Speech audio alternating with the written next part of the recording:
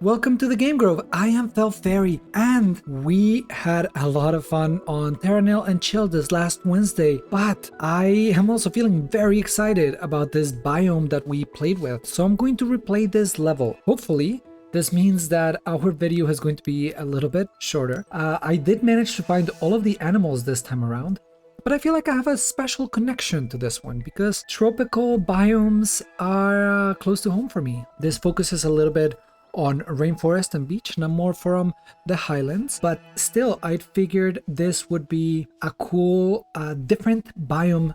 It uses different mechanics and I thought it'd be interesting, so let's go.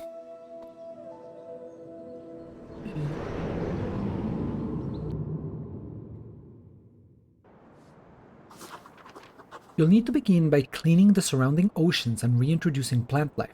Toxin scrubbers are integral, as they cleanse both land and sea. Both greenery and clean ocean contribute towards your goal. Climate manipulation is possible from the outset here. So, just as in our Riverland biome, we are starting with some polluted wasteland. This right here is polluted ocean, and we'll have to clean some of that as well. Every restoration journey will and would have to start with clean energy. So let's build a couple of windmills, as I think these are going to be pretty key. Maybe I'm putting down too many too quickly, but that is okay because we are going to start doing a little bit of scrubbing. Now, as you can see, the toxin scrubbers also clean up the ocean regions. That's important because ocean is going to be a big part of our job. There's a little island over here. I really like to see that. I think something... This looks good to me. And here.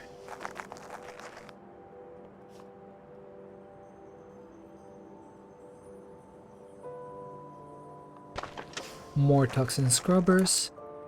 And already we're starting to clear some of this area so we can begin our reclamation process. I don't know if I like putting scrubbers on top of hills. I find that oftentimes I end up regretting it just because there's other things to put up on hills.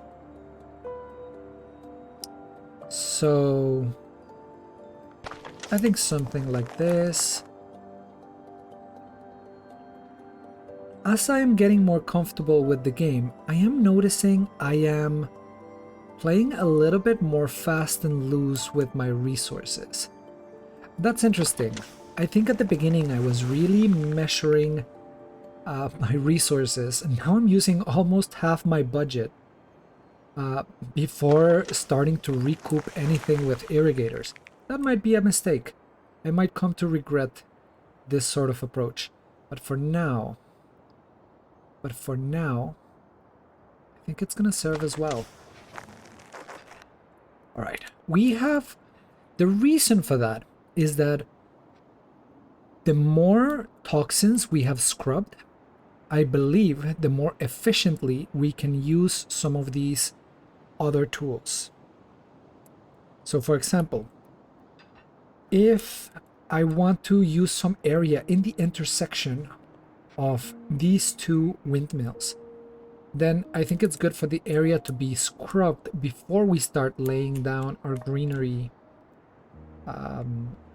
irrigators, our greenery machines. I think I like something like this. It's very towards the edge. It kind of proves what I just said, because had we placed a windmill here, then there could have been another irrigator here. We might have been able to use this a little bit more efficiently, but that's okay. because we are not here for efficiency. Not necessarily. There's also a couple new tools in this scenario that we did not use in the previous one. One of those tools is going to be pretty important in cleaning up the ocean. That's this mineralizer. That is going to work similar to the calcifier. It will produce rock in ocean tiles. That is going to become quite important. I think I'll set up a windmill right there so we can put a toxin scrubber here, and this one over here will clean the island and a bunch of ocean. Now this ocean might be clean, but it is still pretty dead. There's some minerals at the bottom, and it's not living up to what it could be. At least not yet, but we are going to work on that.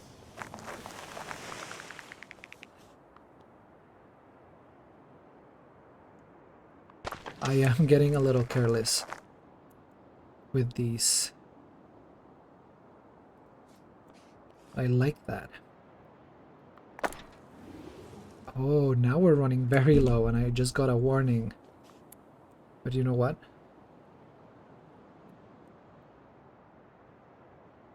We're gonna keep doing this our own way. Alright. Now, as soon as we start putting down irrigators, I think we're gonna start getting back a lot of these resources. Or at least that's what should happen. Let's try to use some in areas that we can maximize our reach through. Something like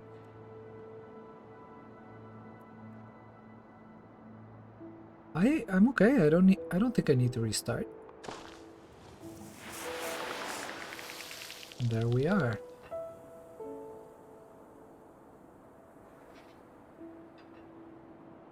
This looks good to me. Right. I love the straight pieces. It's like it brings me back to Tetris and just having like a really big straight piece to like fit and knock down a bunch of tiles in one go. But sometimes I do struggle placing them a little bit. This one is still 100 though.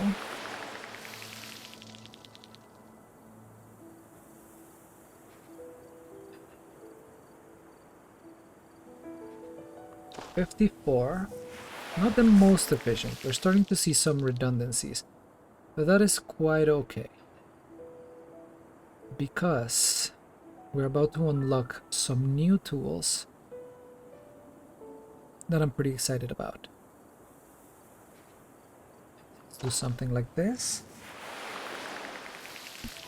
And we're almost back up at 100.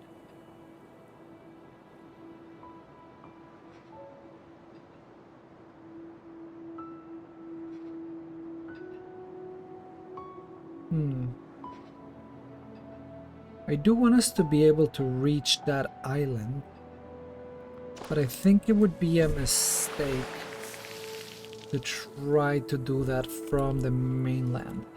Is that right?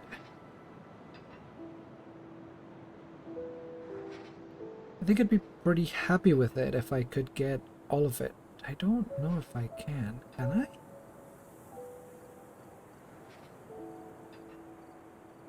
Two tiles short.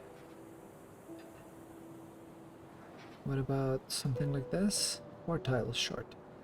Yes, I think it's a -5. But I do want to terraform this island. You will see why in a moment. We don't want to retry this region. As you can see, we also have the climate controls quite early in this scenario. we have a 2-degree temperature, and we have a humidity of 28%. But this is a tropical region. Tropical regions are teeming with life.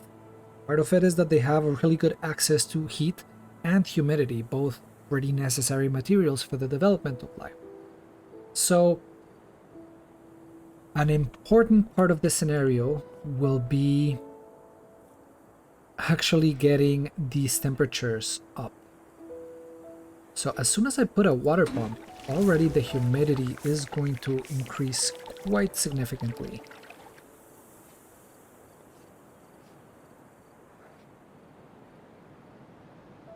There is another windmill to put up here. The more I play, the more I think windmills should just be all placed at the very beginning, sort of before anything else goes down. Because I think that is the most efficient way to balance your toxin scrubbers and your irrigators.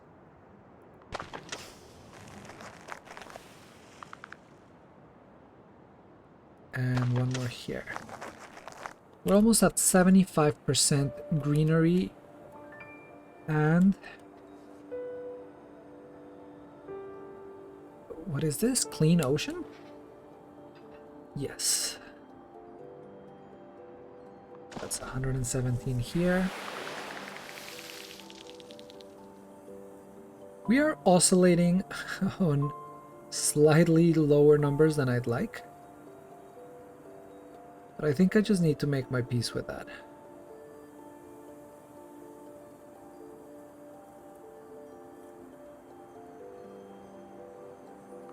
That's 96 over here.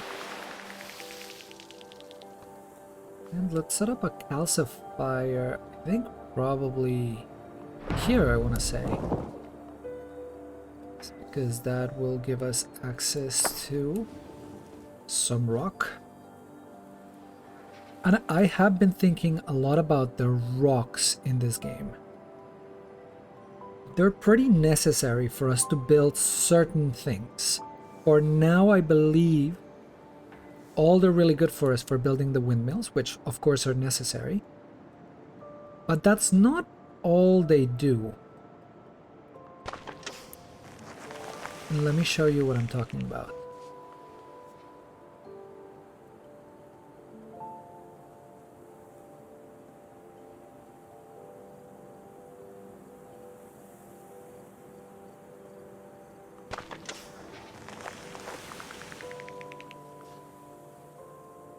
Okay, we're at 96%. There's quite a large area over here that I think we need to take advantage of. I'm gonna put one more calcifier here. And a windmill that borders just on the edge here. I like to move along the edges because it is actually quite hard to clean up ocean. Just as it is in real life. Ocean is a very complex ecosystem, and extracting things and cleaning it is a tricky process. The Ocean Cleanup Project, for those of you that are interested, is doing some really good work trying to recoup some of the plastic and other trash that has been floating in the Pacific for a while. And if you guys want to check what they are doing, I will include a quick link down in the description.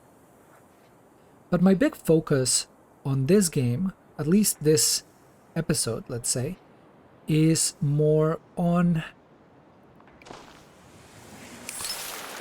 rainforest. And we'll talk about that in just a second. The next step is increasing biodiversity. Restore beaches, mangroves, and tropical rainforests. You'll also need to use the Monorail Network to transport coral polyps to the sea. So, in the previous scenario, transporting things depended on waterways, right? We would put our little drones to go and return some of the recycled materials through these waterways. Here we're doing something a little bit different. We are going to be using these monorails. Monorails will be pretty important so we can move some resources around. But they can also only be placed on rocks, and that will be a little bit of a challenge. I do want to start placing some hydroponiums, and we are going to need to place some of that. Let's place another irrigator first. I think irrigators in this area are going to be quite important. Alright.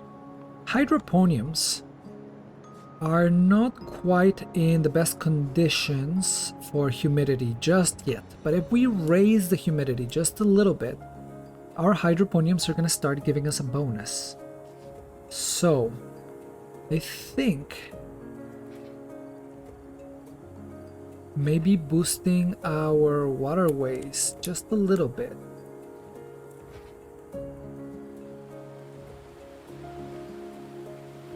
That doesn't do much, does it?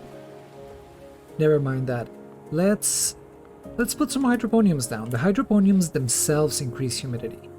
So if I go like this, you'll see that we will be raising our humidity by 1% only. How about here? What do we have in our climate control? It also needs to be placed on a rock, and it uses surrounding humidity. So if I place it here, that's an easy 15% boost. I think that's a good deal for us. In fact, I think it'd be smart to put another one here right away. Moss on rock faces, I got that one as well last time. I think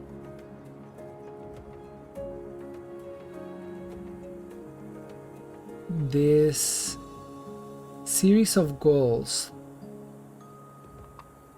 are a good guiding approach.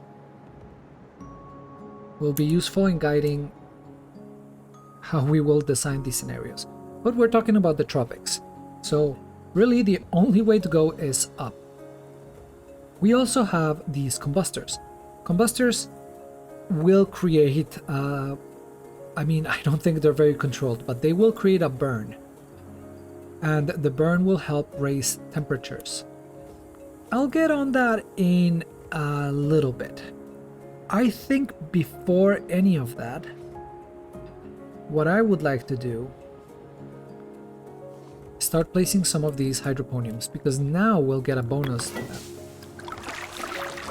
Because it is ideal, we're getting a plus 10 boost. And that is quite nice.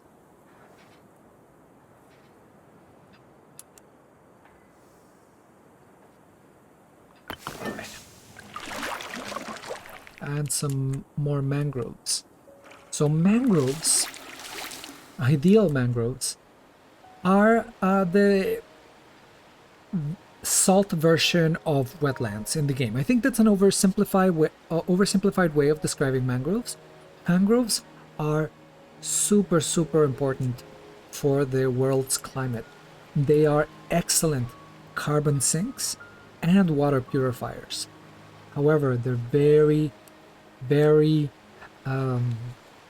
vulnerable ecosystems. And unfortunately, because they exist on the edges of salt waters, they're also very vulnerable to development. A lot of projects to develop docks or transport, import, export infrastructure, especially along the tropics, often involves damaging mangroves, and I think we all end up paying the price for that. We also have... What? Is this on Ethereum? Oh, we cannot do this. We cannot use the Letarium until we have a certain temperature. Well, that control is strange. But we're pretty close to the temperature. I think we might just need to burn a little bit. So not a cloud seeder, but a burn. I think something here would be pretty good. And this is a pretty controlled burn.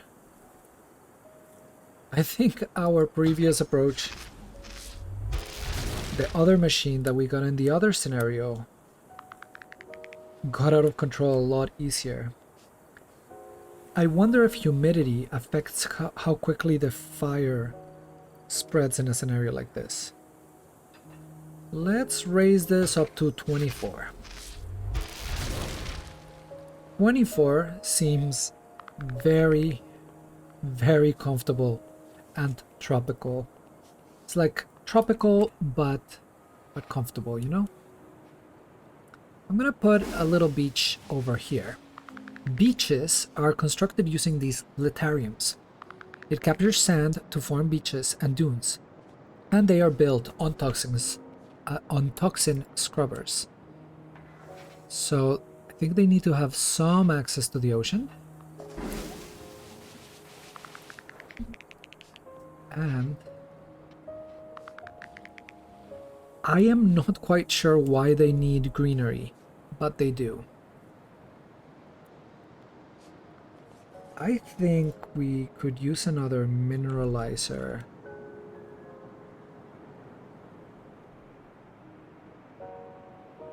Here, maybe?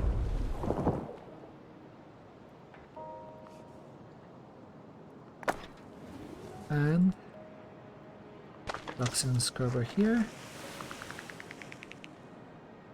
And the toxin scrubber here. Beautiful.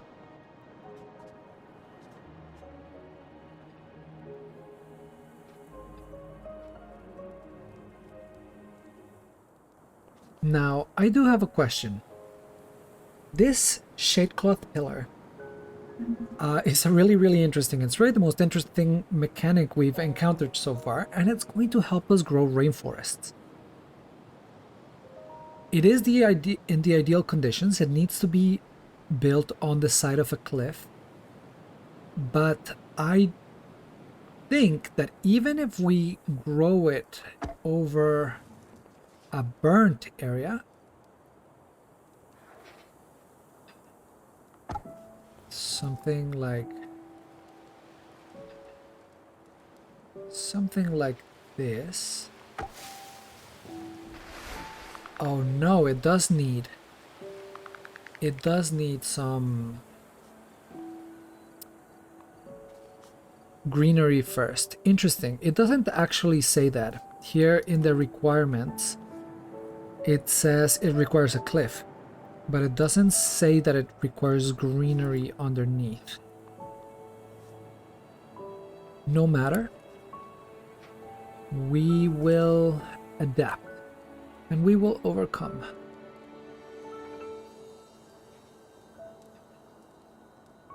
Okay. Is this a good... I don't know, it feels a little underwhelming. I feel like there's a really good area over here. And it feels as we're not using it as best as we could.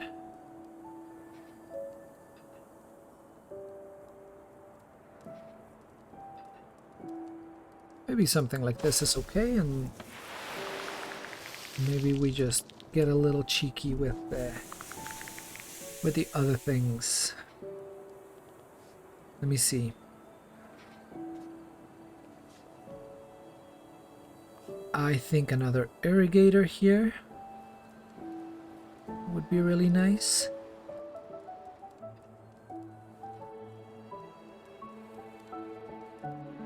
I keep repeating to myself, it doesn't have to be perfect.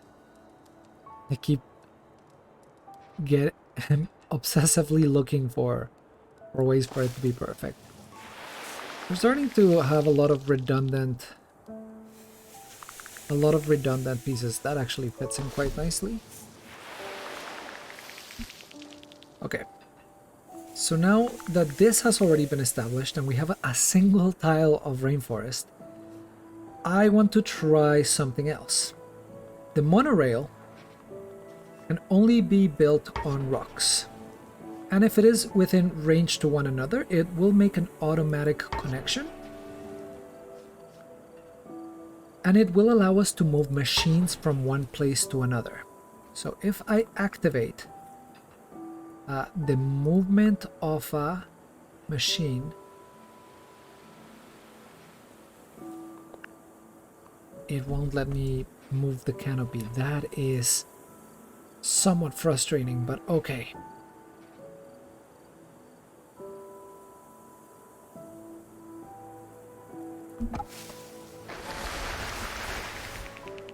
Let's start making some rainforest regardless. Look at those trees. Something I love about this game is something that I think becomes a little bit invisible to players if it's done well, which is the sound design. As you build up the ecosystems, you actually start hearing the changes as new fauna moves into an area. It's a small detail, but I don't know. I think that it makes a difference. Oh, that should have formed a thing. Okay. I want to read a little bit into the science of why shade cloth pillars help rainforest grow.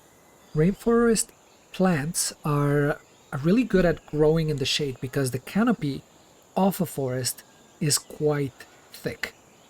So very few sunlight gets to the actual forest floor, which means that a lot of these lower plants kind of need to be okay with that. But a lot of the taller plants kind of are on a race to the top.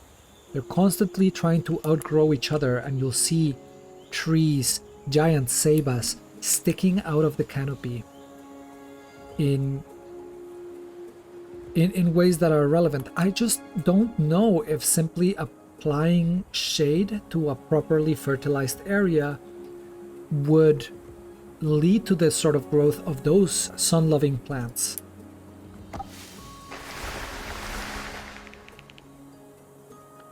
That is part of the reason, or that is part of why it is so hard to restore rainforest. Most of these trees will have roots growing kind of like above the ground, and that is because the roots of a lot of rainforest trees, at least in the Amazon, which is the rainforest I'm most familiar with, they will grow very horizontally. They don't go very deep under the ground because the area of soil that is fertile, the topsoil, the fertile topsoil, is quite thin. It is very fertile, but it doesn't go very deep, which is why when the rainforest gets burnt down, rain, air, and other like natural factors will cause erosion. And it's such a short-sighted thing to want to use these things for farming, for instance, because the area that used to be a rainforest you can use for growing, but after a couple harvest cycles, well, it just becomes barren. I don't even think it becomes a desert. I think it would become something more akin to the wasteland that we have been trying to restore from. So simply adding shade cloth when it was so recently a wasteland, I don't know what other parts of the process we are missing there. I would like it if our handbook would tell us a little bit more about that. Maybe it does. Maybe I just need to play more with this. The Arboretum. No, that's not it. It's the shade cloth pillar. I love the drawings on the handbook. Unfortunately, it doesn't really give us more information. We have some diagrams of tropical leaves, very well optimized for receiving sunlight. And I don't know if we're meant to be able to interpret much from these figures. If any of you have an idea of what these might be representing, please leave it in a comment down in the video. I would be very interested to hear your ideas. This one does make me think that part of the shade cloth's purpose is not only to limit sunlight, but also to limit water? To create like a humidity trap. That would make sense to me. Anyways, we have almost enough rainforest.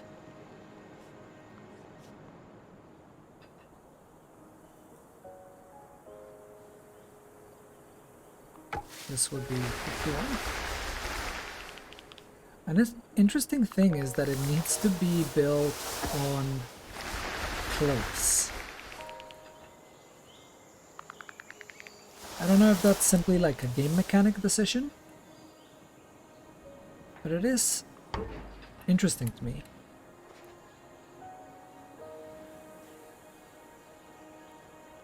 I am going to start building our monorail network.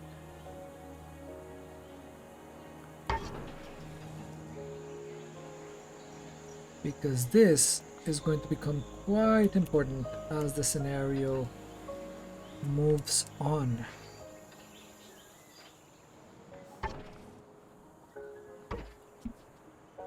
One of the things I wish this game had were a way of like more ways of measuring the radius of things. Because oftentimes I find myself miscalculating because I didn't have the reference with the previous tool.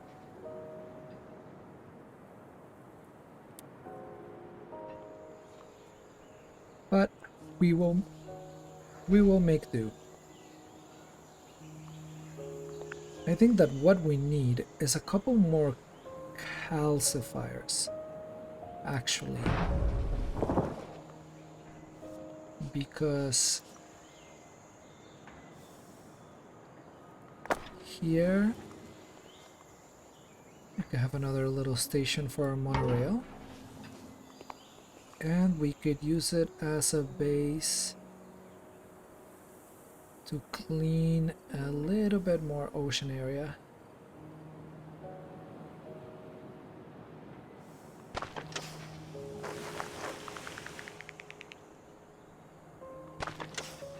Making some very inefficient decisions today. That's okay. We are not playing in the environmental engineer setting for a reason. We're more of an ecologist. I like just watching the environment come to life. Oh, look at this. Crabs are back. Look at their animation. I love this little 2D on 3D style. They like pop out in a cool way. Okay, let's see. I believe we have enough rainforest. Now it's time to work on our beaches and our mangroves. Unfortunately, these two sort of compete against each other, which is a little unfortunate.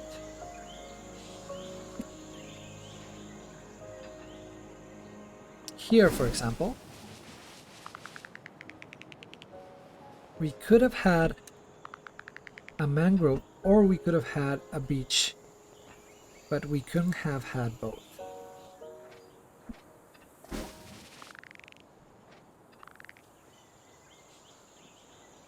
I regret putting this burner here.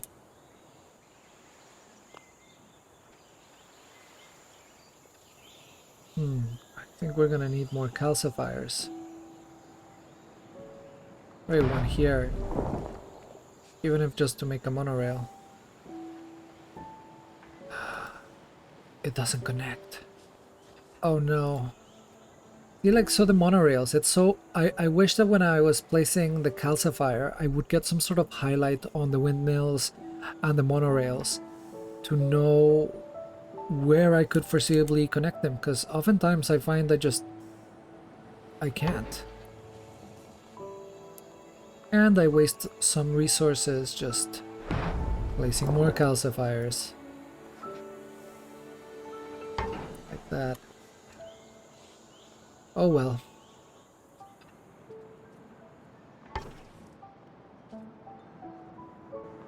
Sometimes we just need to build the bridges. And figure it out later. I'm also gonna place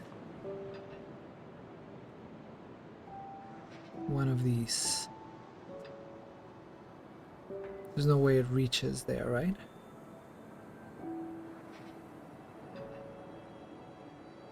Yeah, I just want to have as much purified land as possible, even if we're not moving in the most effective way, or efficient way, sorry.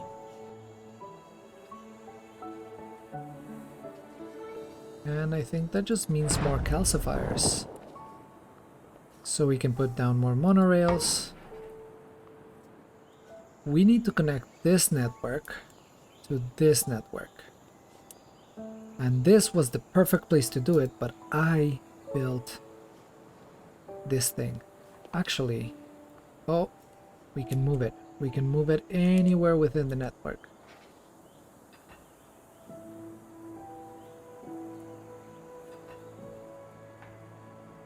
But wherever we move it will burn an area. So, am I okay with burning a little bit of rainforest? The irony of it does not escape me. It would raise the temperature to 34 degrees, and now we're talking proper warmth.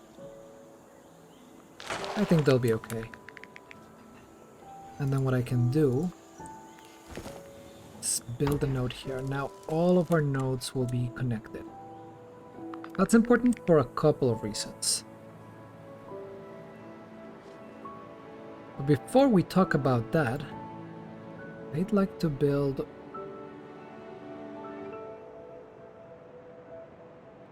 one more calcifier out here, or one more windmill, and one more monorail. I don't want to be making the same mistakes over and over.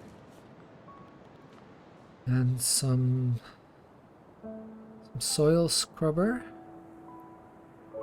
for this little peninsula, as well as this little island.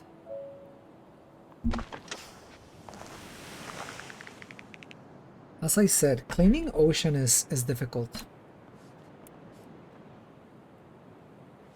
Even though we've reached quite far, we still seem to struggle a little bit, like reaching into some of these corners. This will be a little difficult. I don't... Can you? Yeah, you can. It'll be really annoying, but you can. Anyways, let's focus on mangroves for a second. Where would be a good mangrove? Some hydroponiums over here. But in that case,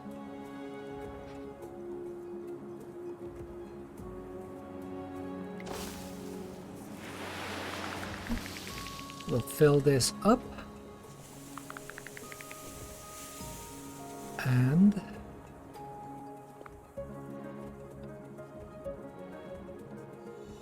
what if I move this? This is like a great way of recycling buildings too.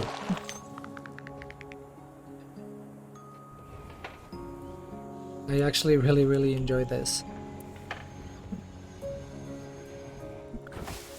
So, as I said before, I've been thinking a lot about the rocks in this game. We need rocks for building certain things, such as monorails, such as wind turbines. And it occurs to me that it is because there's an unforeseen damage that we do whenever we install these sorts of structures, which is they require a very solid foundation.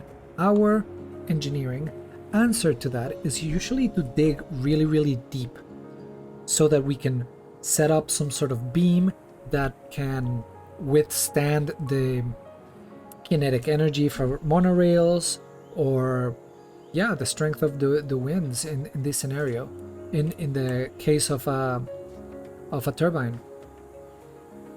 But if we're doing it upon rock, well, we can't really drill into the rock, at least not these rocks. These rocks that we're creating are, I think, somewhat superficial. Maybe the calcifier is doing some sort of process underneath. But maybe there is just, instead of drilling down, there is a way that the game is assuming we are able to affix these things to solid bases. Maybe there is a way of almost melding it into the rock that would let us build on top of the rock without drilling or destroying some of the environment around it. I don't know. I don't know if that's the implication.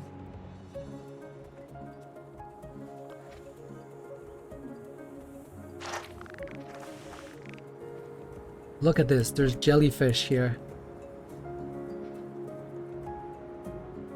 They're not very animated, but that's okay. Okay, I said we would focus on the mangroves, and I don't think anyone would be surprised that we have done everything but that. So, let's build... Well, we have some wetlands here, and wetlands can be turned into mangroves with this machine, which is a salinator. We don't have requirements for wetlands, so let's just build a salinator here. They're fairly easy to place. They'll get us a little bit more of a mangrove cover, and I think they're gonna help us with our objective.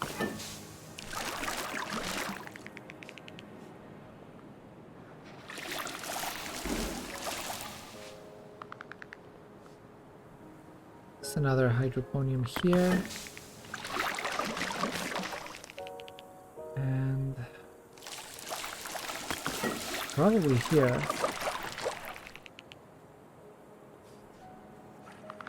This area needs a little bit of lava. Let's... Oh, it does highlight it. Is that what the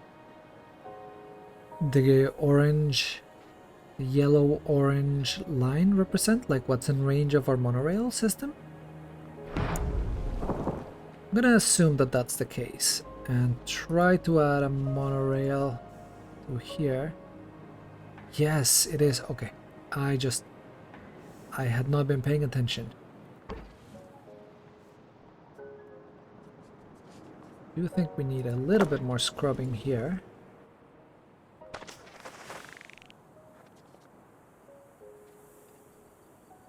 One more irrigator here.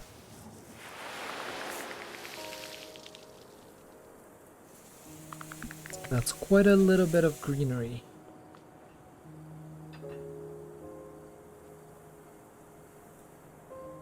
This should give us enough beach.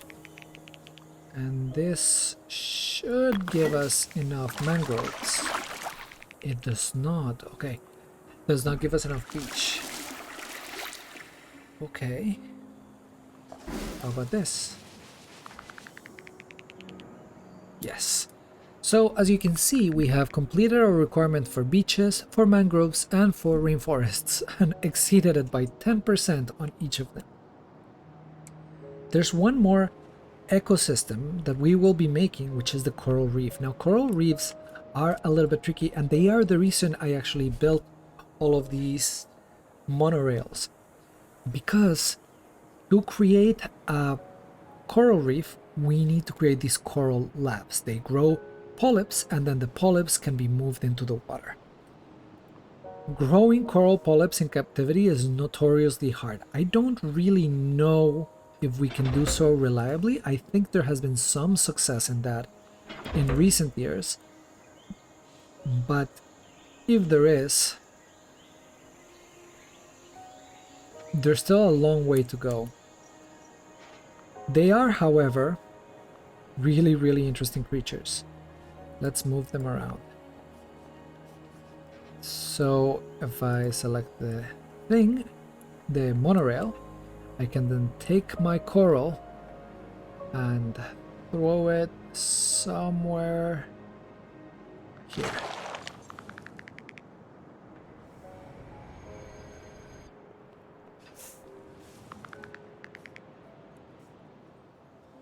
It opens up, and then from there a whole reef comes out, and then you'll see all of the little fish flying through. Sorry, swimming through. They don't fly. You can't fly underwater.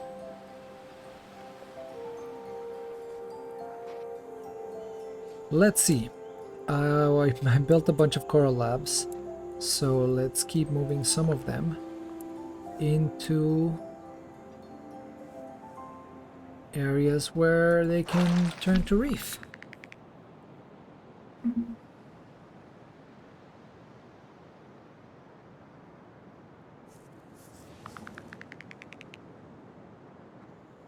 There it is at the bottom of the sea.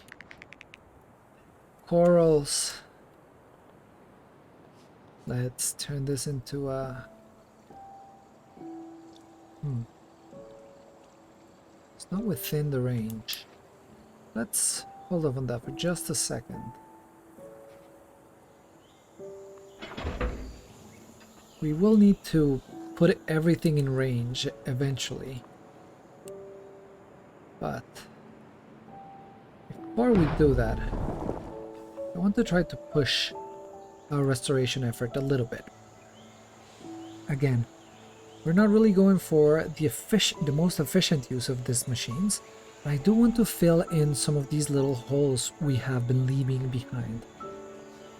That means we will build a couple of machines that won't exactly be as effective.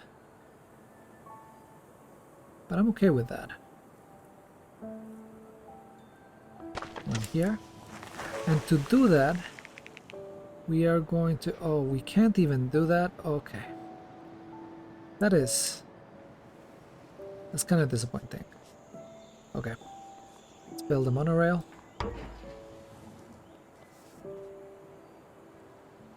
And let's build some more.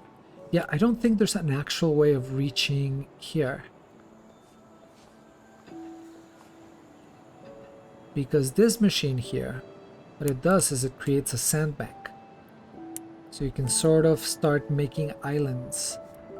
Little sandy islands this way.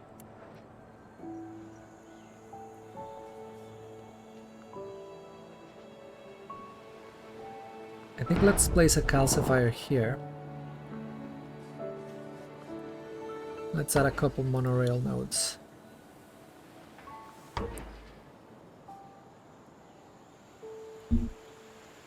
And some more here.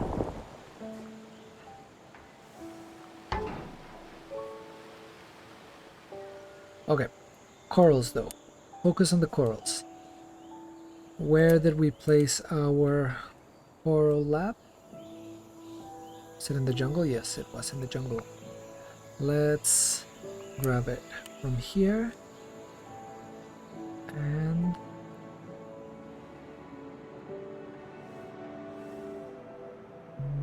$19, $26, $47, like that. This will just be a large coral reef. Are there any other places where we can make coral labs. Maybe here, here.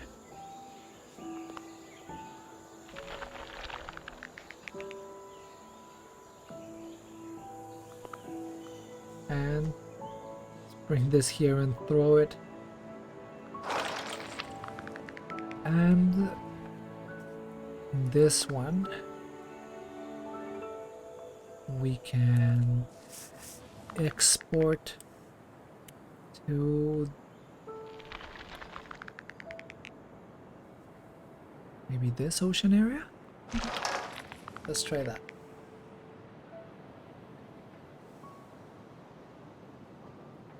Will that be enough? Let's find out.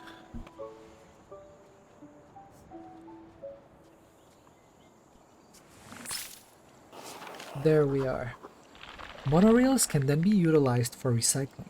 So connect your airships to the Monorail Network. Reintroduce marine and terrestrial animals to help maintain the ecosystem when you leave.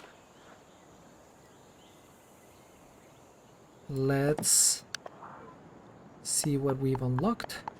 And we have the Animal Observatory, which we had before. This time I'm going to place it here. And let's start looking for some animals. I've already found all of them, so we don't get to do the what Pokemon is that? What's that Pokemon meme with each of them. But I do know that tortoises like islands. I didn't get any islands last time, so I had to make it. But this time we have a couple.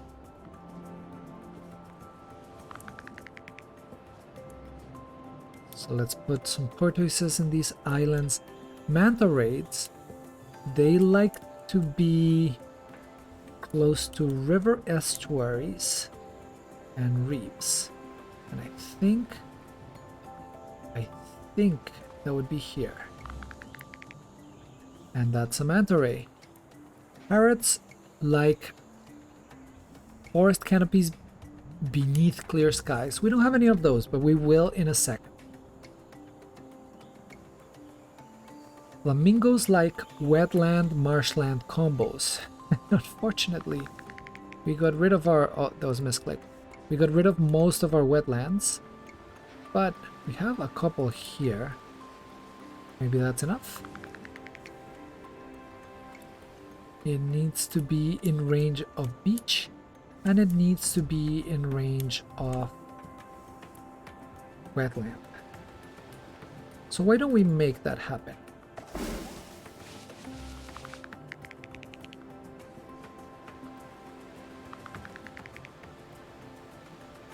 Needs more wetland tiles.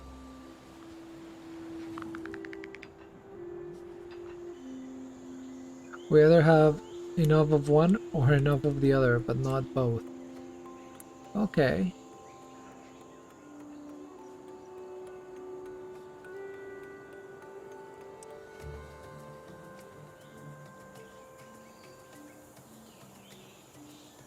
It needs to be at least 10 beach tiles and at least 10 wetland tiles. Maybe. It's quite a bit of wetlands here, but there's some mangroves on the way. I love the mangroves. How you see them flowing. So cool. Such a cool ecosystem. I feel like not a lot of people know much about. Again, mangroves are in the way. I think we built this a little bit too optimally. And I don't want us to leave this episode without getting flamingos. So, I'm gonna regret this. But I think that what I want to do is turn this into a litarium. Is that 10 tiles? I don't know. But if we try to get all of the tiles... What? No, not enough beach. Yeah, well, that was a waste of resources.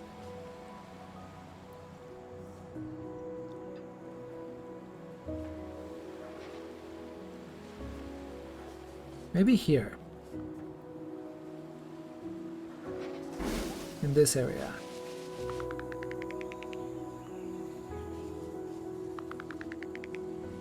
There we are. We got flamingos.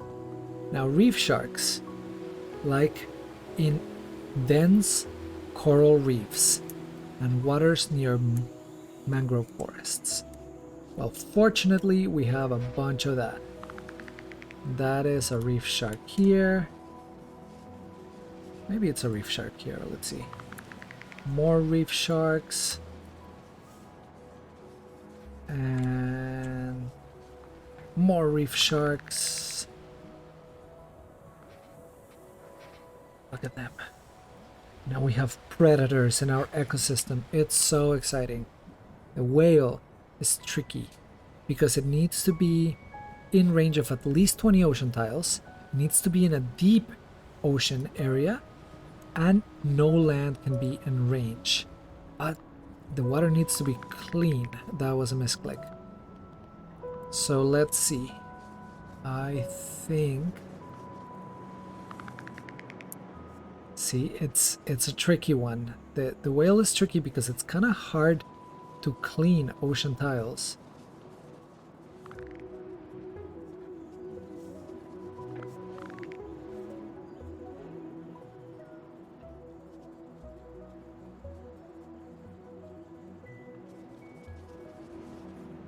Deep ocean tiles. Let me think about this. If we build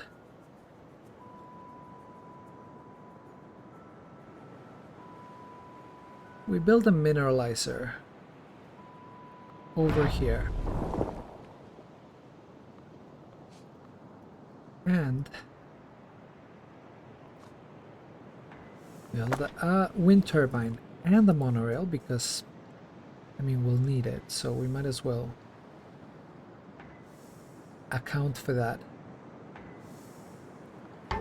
here. And then we try to build a sandbank here.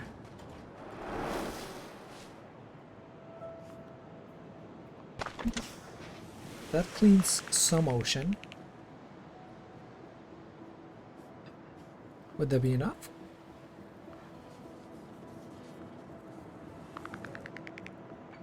No land in range. Again, so we still have the problem of it being polluted ocean. But if we build another calcifier from this direction, and we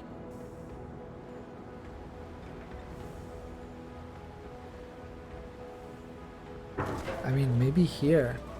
I don't know where else to build the scrubbers.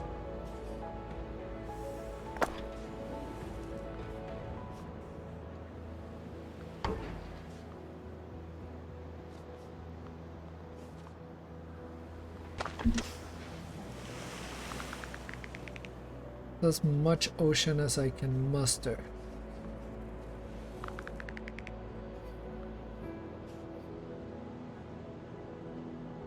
There we are, we got the whales. I can't see them. And unfortunately,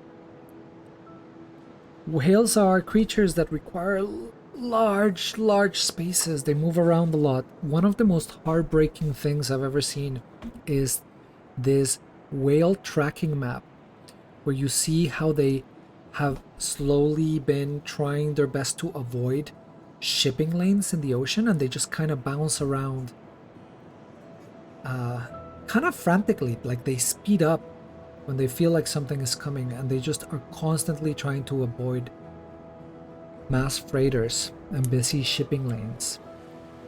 And I think it just messes a little bit with their sonars. I might be wrong on that. Okay, it is time, I think, to start recycling. In order to do that, we're gonna build an airship. And we're going to build a recycling station. and we're going to start placing these recycling beacons on our nodes for the monorail, and they are going to start moving through our network and picking up all of the machines we've produced. The problem is, and I noticed this last time, they don't pick up other monorails in range, but they only pick the monorail that you've selected. So you kind of need to do it from the outside in, and even if you think that the monorail is in range.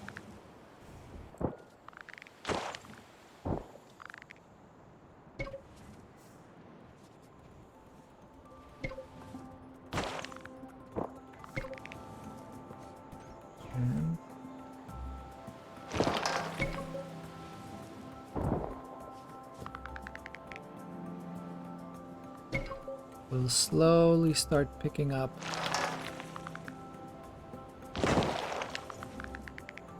all of the little nodes. Oh, we got rid of the animal observation lab, and we do need that.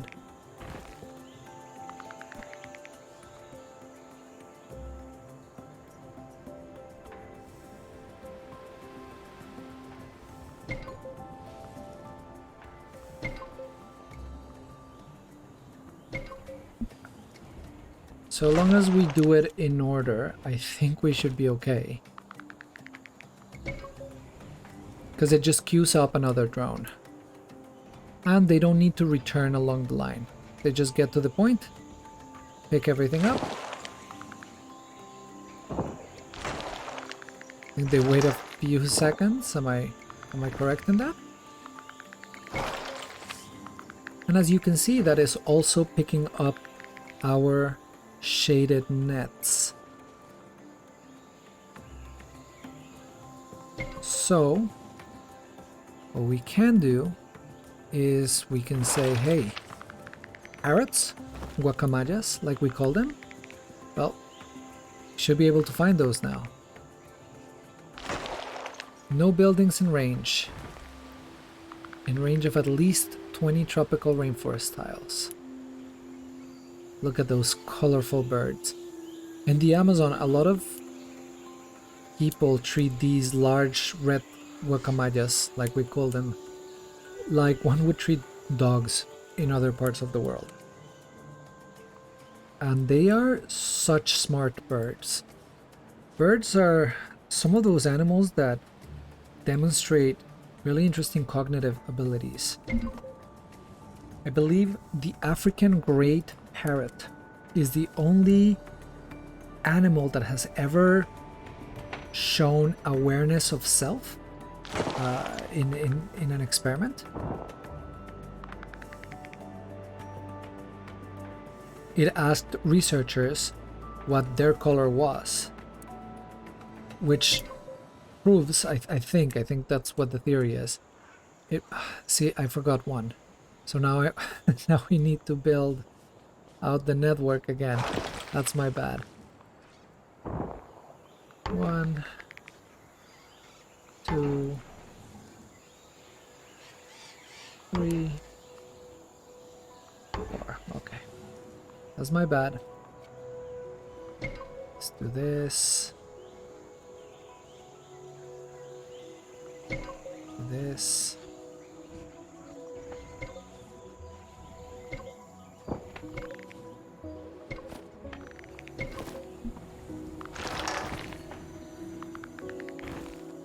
And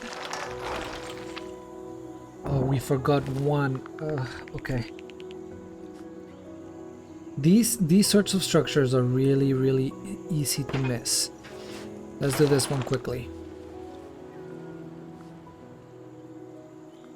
Because I always say these are going to be shorter videos, and then I look at the time and it's been an hour, and I've been ranting about great parrots. Gray parrots.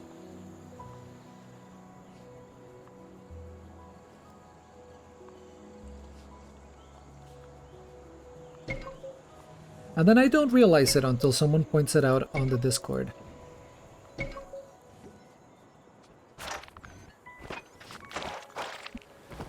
Right. I believe that's everything.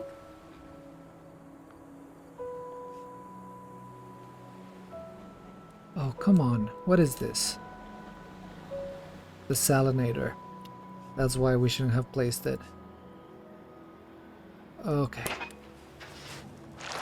One last time.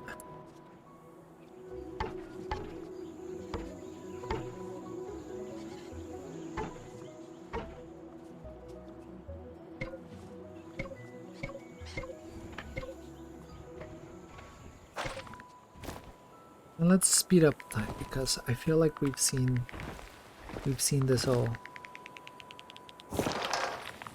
99%. We lost a lot of resources in those last couple of trips to try to get our buildings back. So I don't expect us to have a really good score, but look at this. Look at this environment. We have flamingos and whales and reef sharks. Oh, the whales are right here. And the wasteland is reclaimed. The game grove has achieved its purpose. And if this beautiful, absolutely beautiful landscape makes you want to help these ecosystems, then I am going to put a link in the description to one of my favorite charities out there. They are the Rainforest Action Network. And something really cool that they do is that they work with people from local communities to restore rainforest ecosystems. They are in the front lines of protecting some of the most endangered ecosystems that are most key to the carbon balance in our world, including the Amazon. And they do so with the help of the communities that have the experience and the knowledge, the ancestral knowledge of how to best care for these ecosystems. They work a lot with indigenous communities at their locations, and if you feel inspired to donate even $5, then I would suggest that you do so. They're a good bunch, and they are working with way less resources than they should be able to. So please consider doing that. However, I think that's it for today. This was Terra Nil Tropical Edition. If you want to share your thoughts, leave a comment. If you like this video, like it. If you like games and the environment, subscribe or join the Game Grove on Discord. We want to build a beautiful ecosystem out there as well. And if you want to support this project, check out our Patreon and our coffee. It would mean a lot. This has been Phil Ferry. Thank you for watching. And remember, hit pause, touch grass.